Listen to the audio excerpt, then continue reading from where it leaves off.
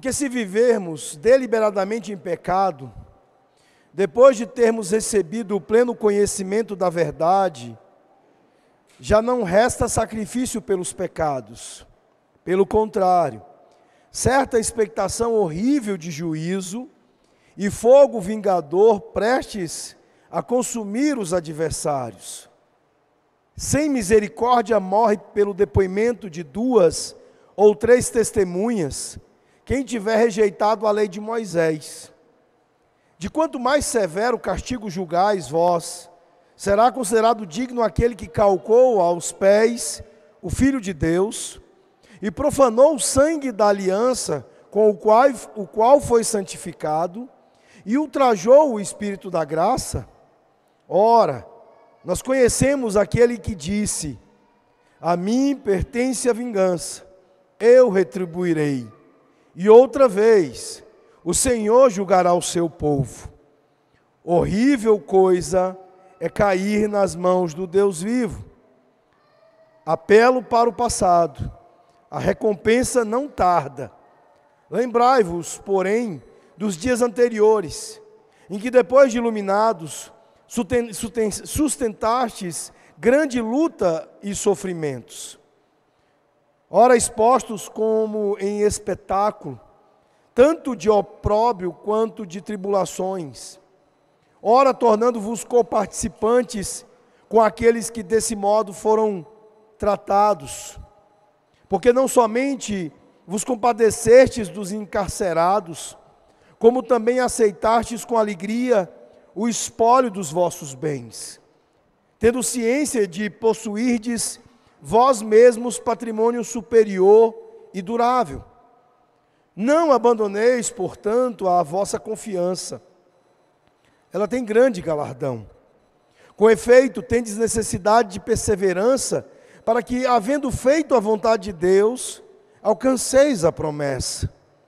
Porque ainda dentro de pouco tempo, aquele que vem virá e não tardará. Todavia, o meu justo viverá pela fé, e se retroceder, nele não se compraz a minha alma. Nós, porém, não somos dos que retrocedem para a perdição, somos, entretanto, da fé, para a conservação da alma. Queridos, vamos orar. Senhor nosso Deus e nosso Pai, ó Deus, a Tua palavra está aberta, Senhor. E nós temos a convicção de que simplesmente tendo-a lido, nós já somos abençoados. Mas, ó Deus, a Tua ordem é que nós colhamos mais benefício, maior benefício da Tua palavra. Especialmente no dia do Senhor, que nós nos gastemos com o Evangelho. Fiquemos saturados dele e tenhamos o máximo dele, ó Deus, para benefício das nossas almas e até mesmo, Senhor, para sairmos daqui treinados, preparados, fortalecidos para a semana dura que enfrentaremos. Ó Deus, o mundo tem nos bombardeado, Senhor. De segunda a sábado as nossas lutas são grandes, enfrentando, ó Deus, muitas frentes, muitos lugares difíceis, a hostilidade contra o Teu povo. De muitas maneiras, ó Pai, nós temos sido tentados, mas a Tua palavra nos alimenta e nos fortalece. E te pedimos, ó Deus, que neste momento em que ela será explicada e aplicada, que seja o Espírito Santo mesmo, com poder, com graça, o Espírito da graça, que, ó Deus, esteja nos falando e nos alimentando os corações, encorajando-nos, ó Pai, enchendo-nos de esperança e de força. É o que nós te pedimos no nome de Jesus, o nosso Senhor e Salvador. Amém. Meus irmãos, a apostasia não é um tema agradável, é um tema difícil, é um tema bastante pesado e desagradável nas Escrituras. Nós já vimos um pouco sobre a apostasia, quando lá por ocasião da exposição do capítulo 6 deste livro de Hebreus, nós vimos da apostasia no deserto. Nós vimos da apostasia dos israelitas ali. Esse é um termo teológico que é usado algumas vezes aqui em nosso texto da carta aos Hebreus. Já vimos algumas coisas, alguns elementos a respeito da natureza da apostasia. E daquilo que nós vimos até aqui, nós podemos definir a apostasia como sendo o abandono e a rejeição da fé por alguém que já teve conhecimento dela. Mas nós podemos dar outra definição, dar um outro enfoque ao compreendermos esta expressão teológica. Nós podemos dizer que a apostasia é a rejeição deliberada do que se sabe em seu coração que é verdade. Esta segunda maneira de definir, talvez ela capture melhor, ela pegue melhor o espírito de apostasia aqui nesse texto que nós temos esta noite. E aí a pergunta que vocês podem fazer diante dessa definição, de ser a apostasia uma rejeição deliberada do que se sabe em seu coração que é a verdade.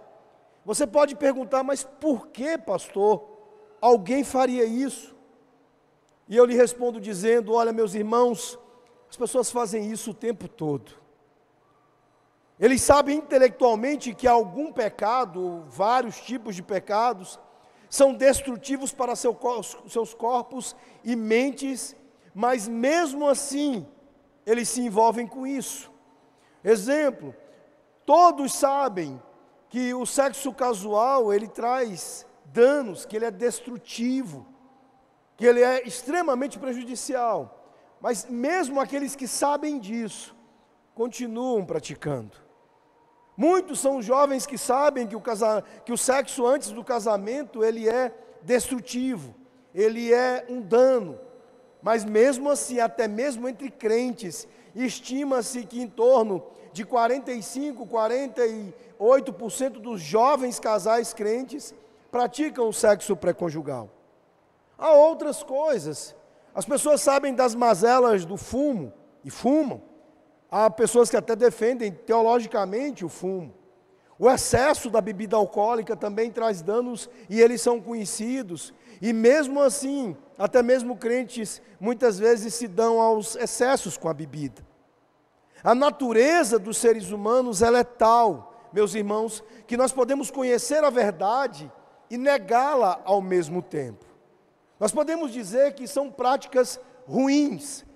Estas práticas que mesmo aquilo que você sabe ser verdade no seu coração, você contraria na sua prática. Mas o nosso texto vai além. Ele não está falando apenas de práticas ruins, de más práticas. Ele está falando da pior prática. Ele está falando da apostasia, que nós precisamos entender melhor. E nós faremos isso nesta noite à luz desse texto. Então aqui o autor ele estabelece em duas sessões. Primeira, a ênfase e a advertência mais veemente contra esta pior prática, a da apostasia. E depois, na segunda sessão, ele irá trabalhar o encorajamento, o caminho pelo qual nós podemos estar protegidos da apostasia. Primeira sessão, dos versículos de 26 a 31. Nós encontramos aqui nestes versículos uma palavra de advertência. O autor ele começa no verso 26 com as seguintes palavras, ele diz, olha, porque se vivermos deliberadamente em pecado, depois de termos recebido o pleno conhecimento da verdade, olha a seriedade e a dureza com que ele adverte, já não resta sacrifício pelos pecados. Meus irmãos, aqui esta passagem ela começa com um tipo semelhante de paradoxo. Ele diz, olha, se continuarmos pecando deliberadamente depois de termos conhecido a verdade, nós estamos na pior das situações. Deixe-me expor esta expressão de uma outra maneira. É como se ele dissesse aqui, se conhecermos a verdade, mas deliberadamente nós rejeitamos a verdade, nós estamos fritos. De maneira bem direta, é assim que o autor está aqui nos advertindo.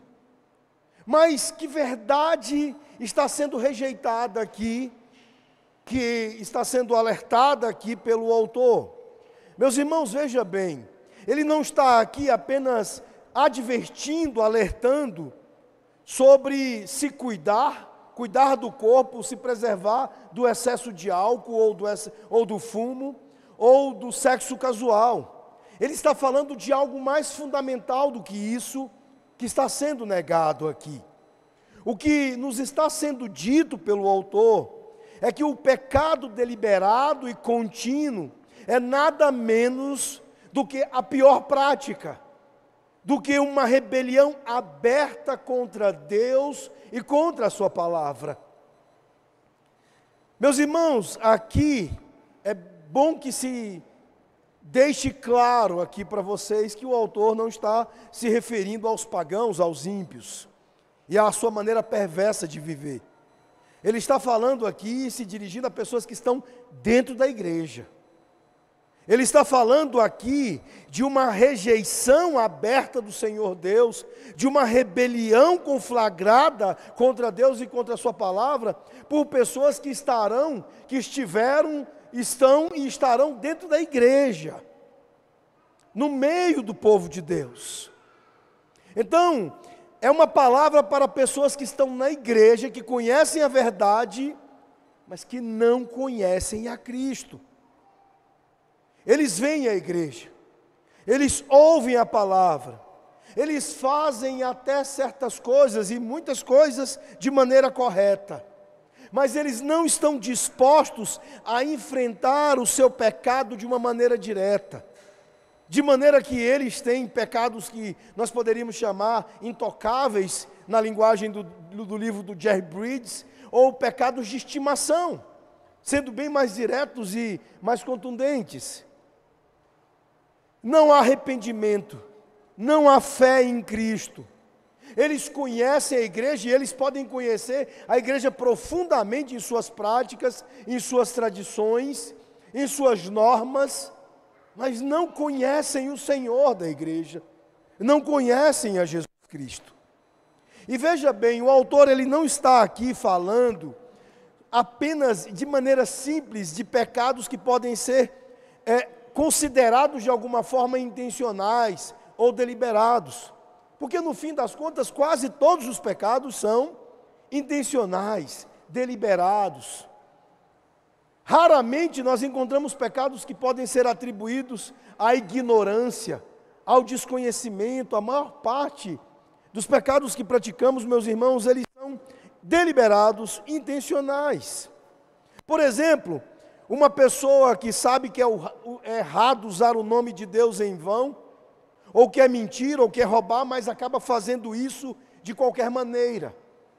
O autor não está falando destas coisas, por mais que elas sejam sérias. Isto é muito sério, isto é muito grave, mas ele não está falando disso.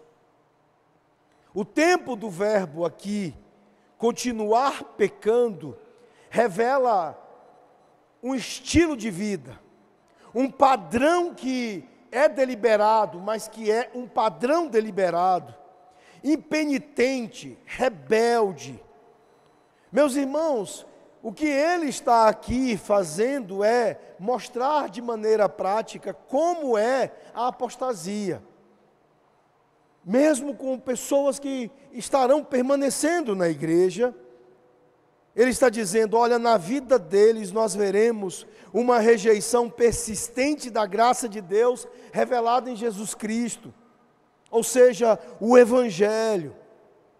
A pessoa ela conhece a verdade sobre a salvação através de Cristo até algum ponto, e até certo ponto ela recebeu essa verdade, mas há um ponto em que ela então rejeitou consciente e deliberadamente e disse com todas as letras, eu farei do meu jeito.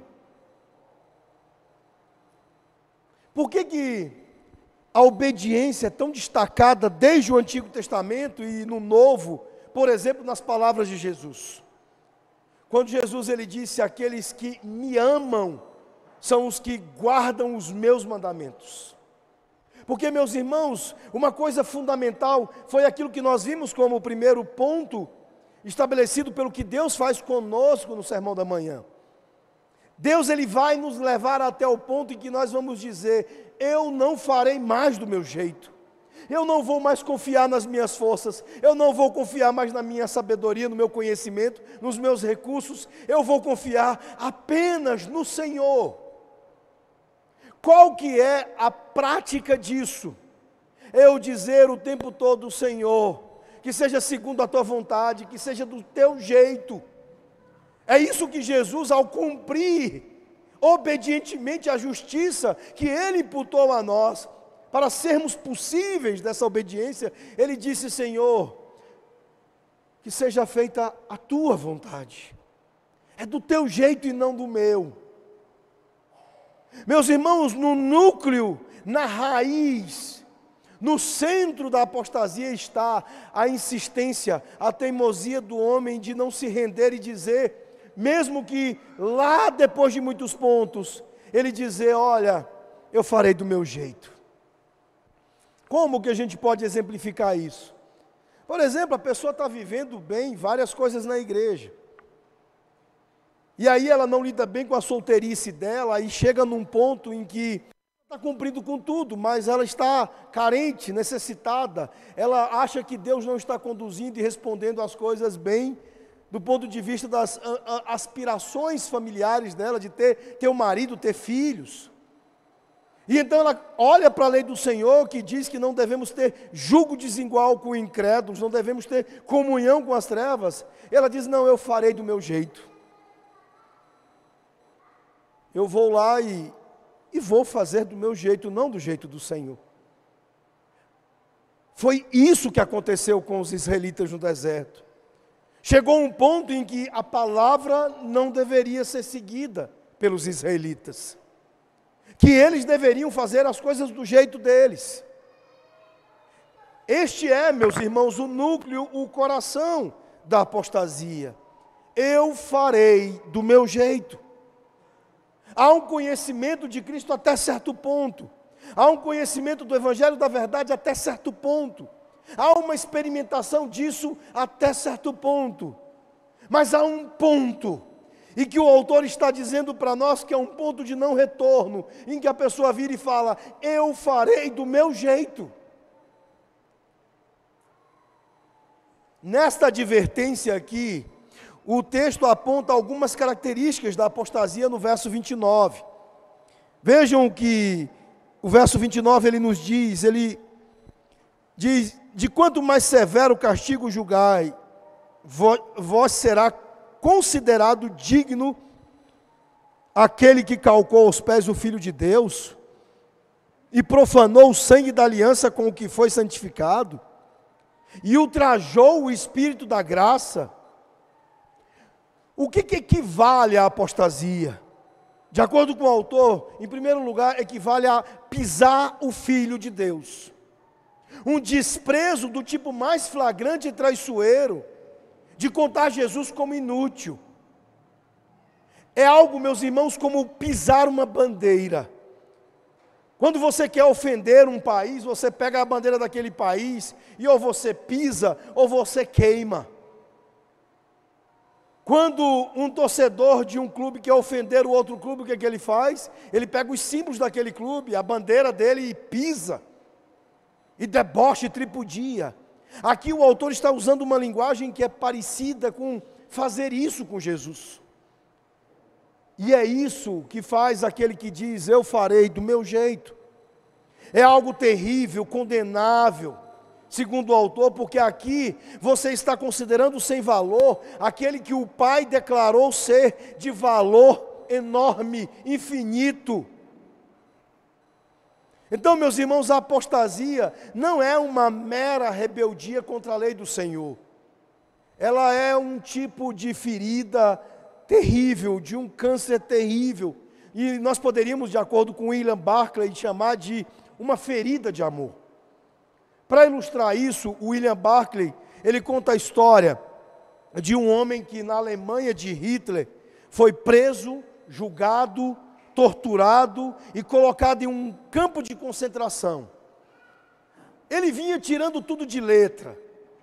Ele, mesmo com os horrores da prisão e do campo de concentração, ele era altivo, inabalável. Até que chegou um momento em que ele descobriu quem havia colocado ele ali. E ele descobriu que havia sido a traição do filho que o tinha colocado naquela posição. E então, finalmente, esse homem prostrou-se.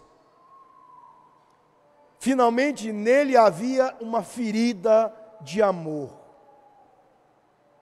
E é isso, meus irmãos, que se aproxima em trazer-nos características, definições, entendimentos da apostasia. Entender que a apostasia, ela é uma ferida de amor. Ela é e equivale a pisar o Filho de Deus.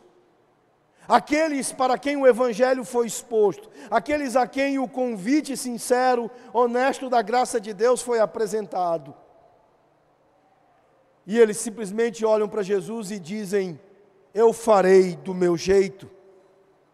O texto diz também que equivale a tratar como profano o sacrifício de Cristo.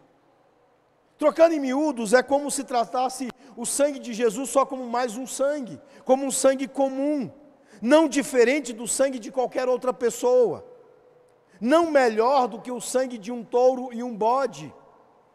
É repudiar, meus irmãos, o sacrifício de Cristo e todas as bênçãos que dele fluem. A ironia aqui é que o único instrumento pelo qual Deus santifica os homens, salva os homens, é aquilo que está sendo tratado como profano por esses apóstatas. É terrível isso. É isso, por exemplo, que está tão claro na apostasia da PCUSA, da principal igreja presbiteriana dos Estados Unidos. Quando eles começaram a remover os aspectos do sacrifício de Jesus, a ira santa de Deus, a necessidade de justiça sobre o Cristo, a dureza do próprio Pai com o Filho para punir os pecados, é que eles foram começando a remover toda a grandeza e a glória deste melhor sangue de Jesus. Chegando ao ponto hoje de contundentemente negarem o Evangelho, negarem a Jesus como tem feito, vivendo a apostasia que eles vivem.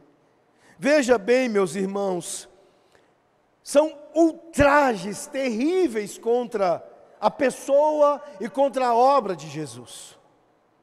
Mas não para aí, ele diz que a terceira característica envolve aquele que deve revelar Cristo aos nossos corações, às nossas vidas, pregar Jesus, anunciar e oferecer sinceramente a graça e a glória de Jesus a nós, que é o Espírito Santo.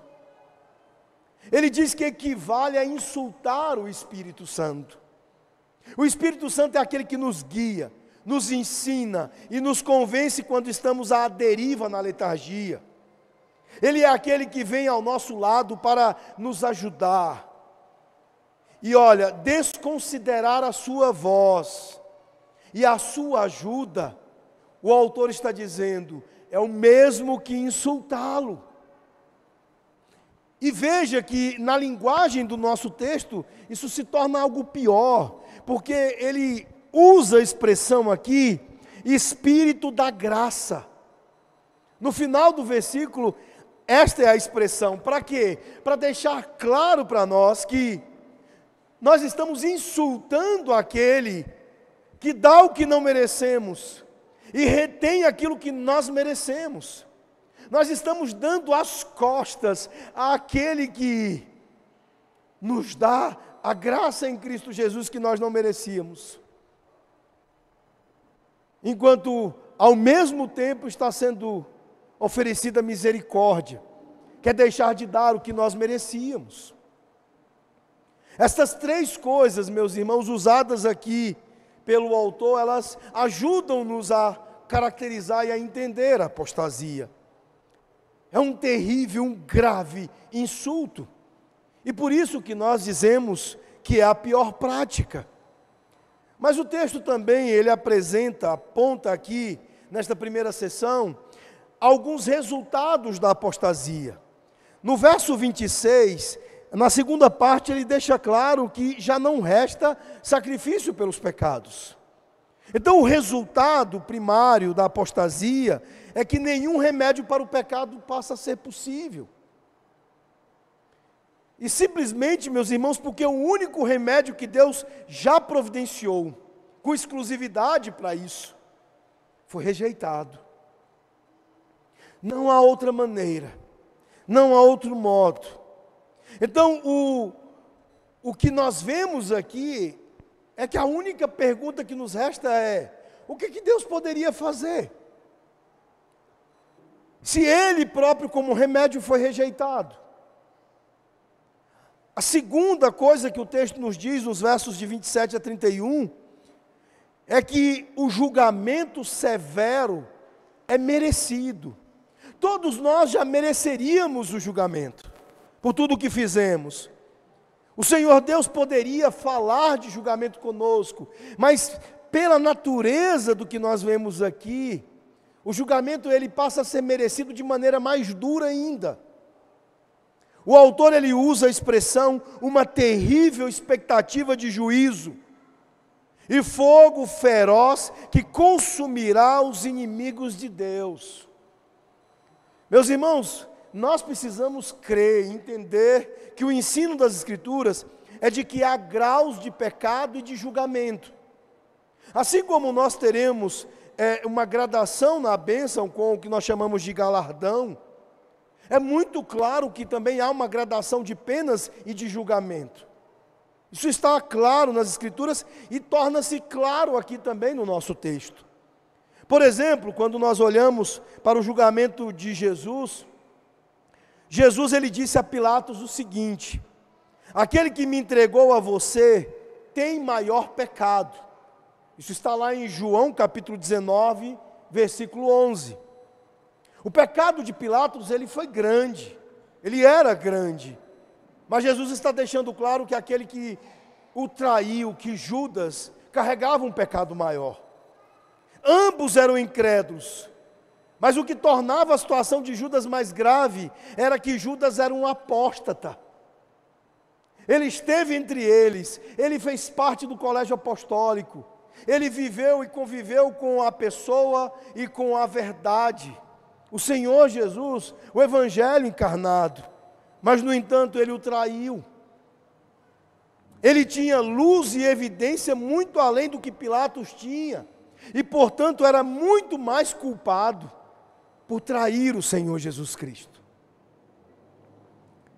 E então o autor ele faz o contraste. Ele contrasta o julgamento experimentado por um israelita no Antigo Testamento, que havia rejeitado uma aliança inferior e um sacerdócio inferior, com aquele merecido por alguém que desafia uma aliança muito melhor, uma nova aliança, uma melhor aliança, e o grande sumo sacerdote que Deus designou por nós para sempre. É óbvio que alguém que rejeita a revelação muito mais clara do Senhor Jesus, do seu sacerdócio, do seu ministério, está cometendo algo muito mais sério, muito mais grave do que aquele que rejeitou as sombras. Maior conhecimento resulta em maior pecado. E o fato de envolver maior pecado, meus irmãos, traz maior julgamento. É isso que nós vemos o autor reforçar como sendo um dos resultados da apostasia. Daí que ele conclui a sessão com um resumo aqui, que é o resumo desta grande advertência, desta primeira parte do nosso texto. Ele diz: olha, é uma coisa terrível cair nas mãos do Deus vivo. E veja, essa sessão é ao mesmo tempo importante para gerar esta contundente advertência sobre a pior prática, mas ele também rechaça também aqueles que gostam de contrastar o Deus do Antigo Testamento com o Deus do Novo Testamento. Aqueles que gostam de dizer que Deus era bom, que é bonzinho no Novo e que Deus era malvadão no Antigo. Que havia julgamento no Antigo Testamento e apenas graça no Novo. E o que ele está dizendo aqui em pleno Novo Testamento e falando da obra de Jesus é: olha, é uma coisa terrível cair nas mãos do Deus vivo. Era terrível no Antigo Testamento, na antiga dispensação, e continua sendo terrível, deixa claro o autor. Mas ele não fica apenas na advertência. O propósito dele aqui não é atormentar, não é encher de medo as ovelhas, os seus ouvintes ali da igreja hebraica. Nos versos de 32 a 39, a parte final do texto, ele traz uma palavra de sabedoria a estes irmãos e para nós esta noite, como uma forma de encorajamento. A parte final do texto aqui nos traz os impedimentos da apostasia. Ele não quer apenas ficar com aquelas coisas negativas sobre esse tema, mas também com as coisas positivas, aquilo que prepara os nossos corações para bem enfrentá-lo. Então o autor, ele não deseja aqui desencorajar os seus leitores, mas encorajá-los. De maneira muito prática, dizer para eles, olha, como vocês se protegem da pior prática. E então ele oferece segurança e encorajamento a partir do verso 32, porque ele entende que o medo é uma motivação apropriada, mas o encorajamento é ainda melhor do que o medo. Vejam o verso 32.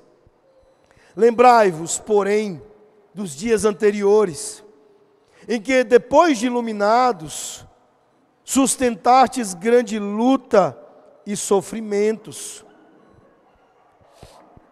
Meus irmãos, ele quer aqui que os irmãos façam umas coisas bem simples, como forma de decidir melhor, de viver melhor, de praticar melhor entre a perseverança e a apostasia, de maneira que eles possam perseverar e não apostatar.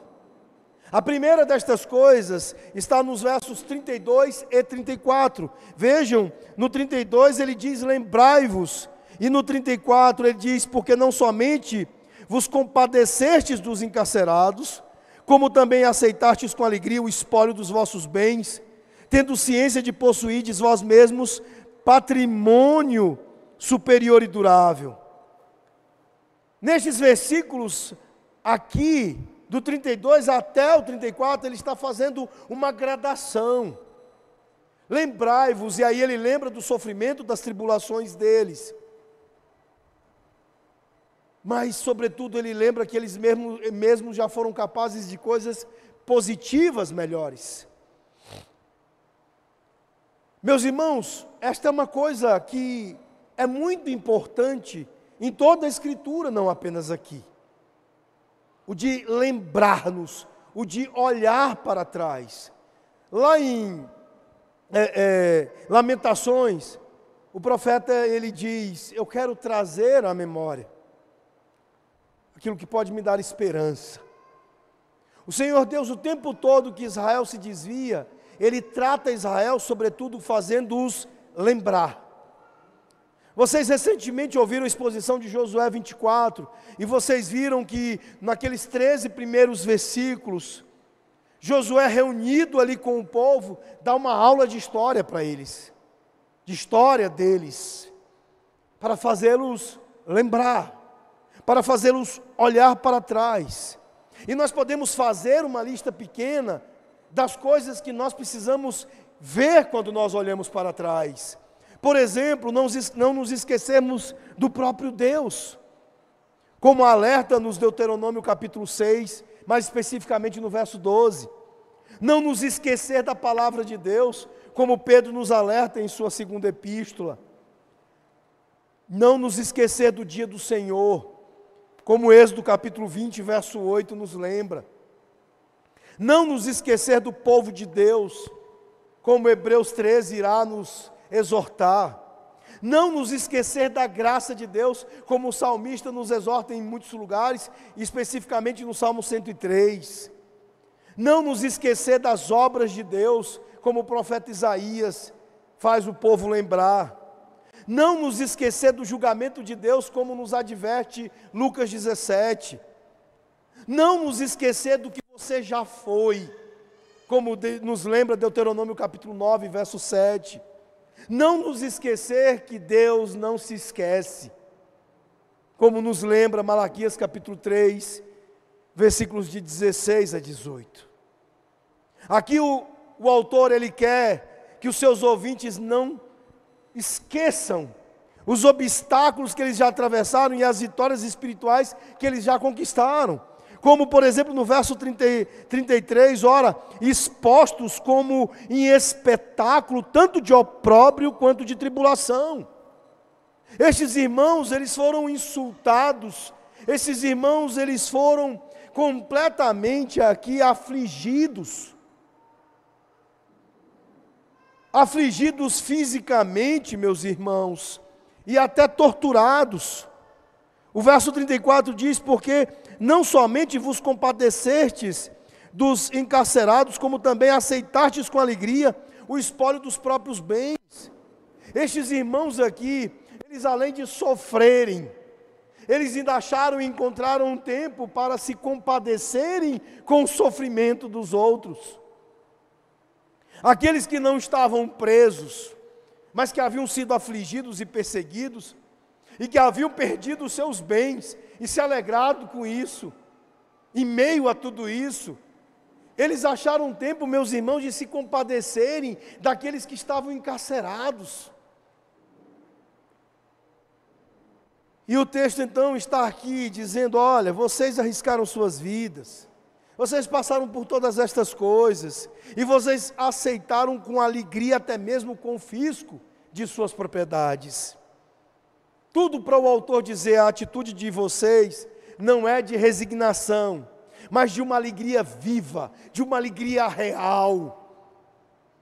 Vocês tiveram momentos de angústias e dor, certamente, eu imagino, deve ter havido choro em vários momentos. Mas o resumo a respeito da atitude deles sobre estas coisas é de uma alegria viva e real. E o texto está dizendo para você nesta noite: olhe para a sua própria vida.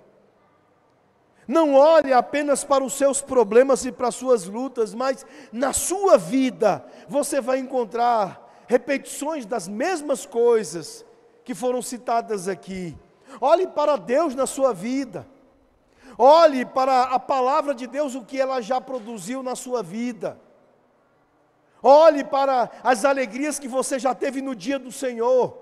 Quantos dias maravilhosos de domingo vocês já tiveram? Olhe para a sua vida e veja o quanto você já teve deleite e gozo no meio do povo de Deus.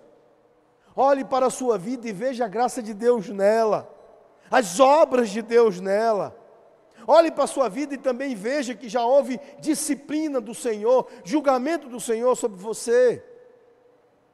Lembre-se de quem você já foi antes de encontrar-se com o Evangelho. Olhe para trás, meus irmãos, porque este ato de olhar para trás e olhar para todas as coisas, das interações de Deus com você na sua vida, elas irão te encorajar, elas irão te alimentar contra a apostasia.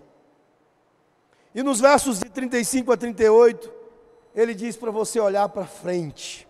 Afinal de contas, você faz parte do povo do futuro. Veja o que ele diz: não abandoneis, portanto, a vossa confiança. Ela tem grande galardão. Com efeito, tendes necessidade de perseverança, para que, havendo feito a vontade de Deus, alcanceis a promessa. Porque ainda dentro de pouco tempo, aquele que vem virá, e não tardará. Todavia o meu justo viverá pela fé, e se retroceder, nele não se compraz a minha alma. Nós, porém, somos dos que não retrocedem para a perdição. Somos, entretanto, da fé para a conservação da alma.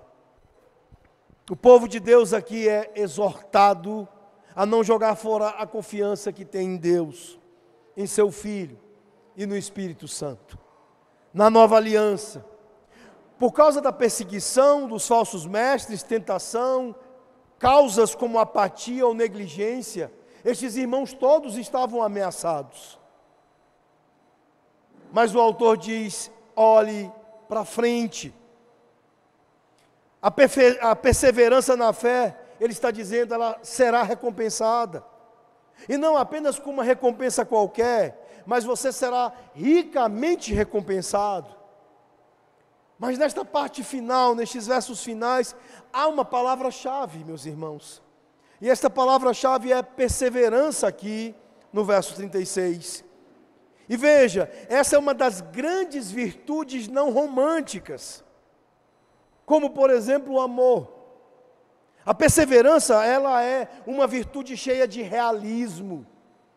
Ela não é opcional. E veja bem, e ela não poderia ser opcional, porque não perseverar, o texto deixa claro, é apostatar.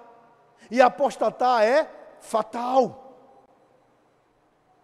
Então, não há alternativa para nós. Ou nós somos dos que não retrocedem para a perdição, ou nós somos daqueles que perseveram e que caminham até o fim, para a consumação de todas as coisas, onde seremos recompensados e ricamente recompensados. Então o autor, ele nos dá dois antídotos simples. Olhe para trás, olhe para frente. Olhe para trás e veja as coisas que Deus já fez, pelas quais você passou e o quanto você precisa dele.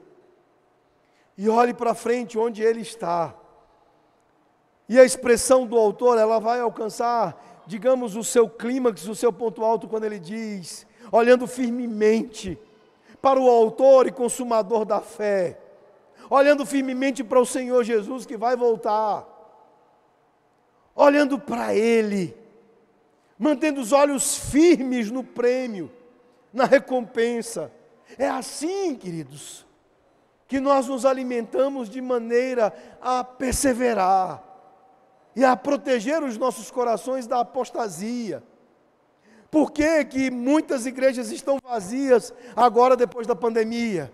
Porque as pessoas estão olhando para vários lugares, estão olhando para o lado, elas não estão olhando para trás e nem para frente, elas estão olhando para os confortos desse mundo, elas estão olhando para as briguinhas que já teve na igreja, ela está olhando para a falta de conforto na igreja, ela está olhando para o fato de que a igreja sim é imperfeita. Eles estão deixando de olhar como Deus está nos mandando olhar aqui. Ele não está mandando, olha, alimente sua vida espiritual das picuinhas, olhando para o lado, ver se o irmão é bonito ou feio, se a estética de culto é legal ou não. Ele está mandando você fazer apenas duas coisas: olhe para trás e olhe para frente. Pare de olhar para o lado.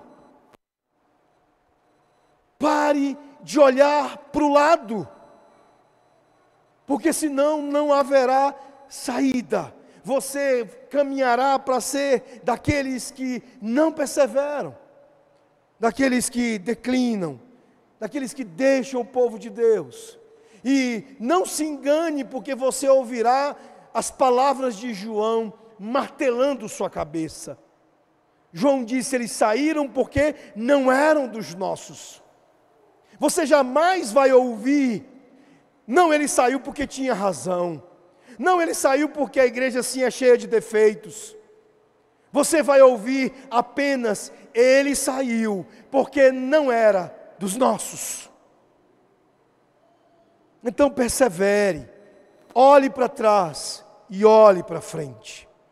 Qual caminho, meus irmãos, nós estamos caminhando, tomando? O autor aqui, ele deixa claro que são apenas dois. Ou nós somos daqueles que retrocedem e serão destruídos, ou daqueles que creem e serão salvos. Esta é a palavra final de encorajamento. Ele está dizendo aqui a seus amigos mais ou menos o seguinte: olha, eu acredito em você. Você começou a sua carreira cristã com aquele espírito despreocupado, que aceita sem questionar a garantia de Cristo. De quem quiser salvar sua vida, a perderá. E quem perder sua vida por minha causa e o Evangelho, a salvará. Ele está dizendo então agora, mantenha esse mesmo espírito de fé até o fim, e você verá a Deus. É assim que ele termina aqui. Observe o quanto, meus irmãos, esta passagem tem a ver com a nossa identificação pública com o Senhor Jesus Cristo e com o seu povo da aliança. Tem um ditado que diz que é a hora da onça beber água, para se referir a um momento cruciante, um momento decisivo. Este é um momento importante na vida de todos nós, quando em grande medida nós somos testados, chegamos àquele momento em que nós somos contados com Cristo ou contra Ele, em que nós nos identificamos publicamente com Ele e seu povo, ou contra Ele e contra o seu povo. Não há meio termo. Todos devem escolher um lado ou o outro. E não escolher é decidir contra Cristo. Que Deus possa abençoar a vida de vocês, a vida desta igreja, da Igreja Presbiteriana do Brasil, das nossas igrejas, denominações irmãs. Porque tem sido triste nós vermos o que tem acontecido. Muitos retrocedendo e caminhando para a destruição. São muitas conversões de pessoas ao catolicismo romano.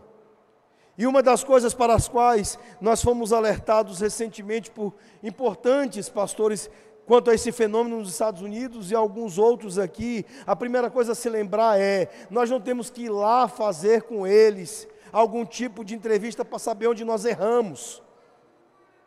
A única coisa que nós devemos reconhecer é, eles são daqueles que largaram, que declinaram para a destruição. Nos Estados Unidos, o número de pessoas que deixaram as igrejas durante a pandemia, num efeito pós-epidemia, é muito mais alto do que os daqui. Mas muitos do que permanecem dentro da igreja aqui no nosso país, estão nesta condição, de estarem dentro, mas não serem do povo de Deus. São muitos que mesmo dentro da igreja ainda estão dizendo, eu farei do meu jeito. E estas pessoas, mais cedo ou mais tarde, elas sairão da igreja do Senhor. Elas sairão. Então entenda isso. Este é um ponto em que não há meio termo. Todos devem escolher um lado ou o outro. E a rebelião fará com que muitos saiam e ainda bradem ter razão. Mas sobre eles pesarão unicamente as palavras de João. Eles saíram, porque eles não eram dos nossos. Que Deus os abençoe e que Ele, pela sua graça, os sustentem, olhando para trás e para frente, e deixando a mesquinharia dos apóstatas que adoram olhar para o lado.